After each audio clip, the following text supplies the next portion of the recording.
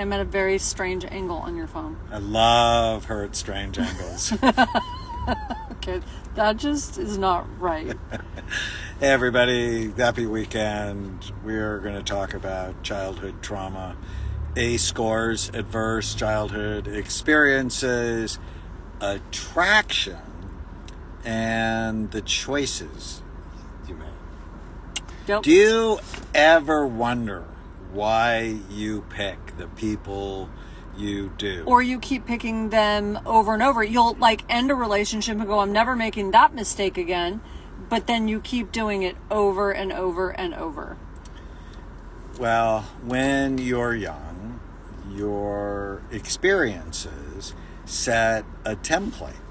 And if the people in your life were unavailable, unpredictable, conflict-seeking, shaming, guilting, abusing, it becomes familiar in your brain. One of the things I've learned is that your brain is lazy. That when you allow a thought or you allow a pattern to come in, that's what your brain is going to crave, even though it might not be good. Well, and there's another thing that happens when you grow up in childhood trauma. You also you're always looking for the tiger around the corner. So if you if everything's unpredictable, if it's not safe, I mean, one of the jobs in early childhood is to explore your environment, is to always be able to go out and search and look and see what's new. But if it's not safe, you don't do that, and you feel like there's always this tiger around the corner, if you will. And that when that happens, you're always releasing cortisol. So you've got constant cortisol going on. You have all these stress hormones happening. And when that happens, it actually affects your brain development. So it sets you up for that constant flight or fight that's always happening, and it changes your brain development. So it's very interesting. Well, and it's why when Tana and I first got together about 17 years ago, she just didn't believe it. Oh, I totally didn't trust him.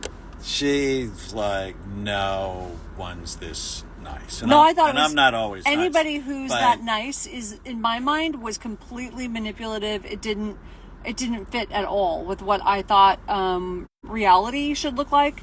So anybody who was that nice was either lying or manipulative or and I just didn't trust it. And so she tortured me. I didn't torture you. For years. She still tortures me. I do. Yeah. But you like it now. But, some people say, I've already seen in the comments, can you change this pattern? You absolutely can change this pattern. But it is critical to work on the trauma. Oh, it says we're frozen? It is critical to work on the trauma. And sometimes it takes a long time until you begin to love yourself. You realize the only relationships that are worth having are ones that are kind and considerate and reciprocal. And sometimes it takes spring cleaning to clean out the relationships that don't work for you. Well, and some therapy like EMDR to help you heal that trauma is really that was so helpful and so beneficial to me, because you don't even realize sometimes how connected it is to the weirdest things in your past, and just cleaning that up is just super helpful and life-changing, actually. Well, and at work I have the no asshole rule, where I don't get to be an asshole, and neither does anybody else in the organization. But what I realize, same thing's true in relationships, the no asshole rule starts with me.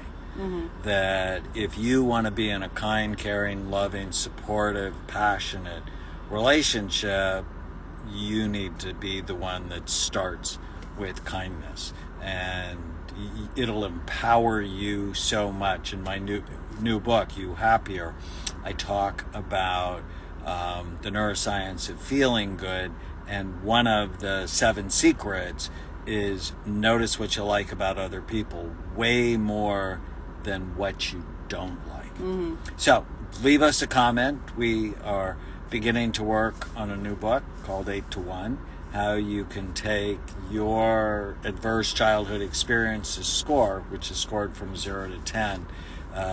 Tana's was an 8, so grew up with a lot of trauma. But our daughter's a 1. So how can you change yourself and change the next generation? So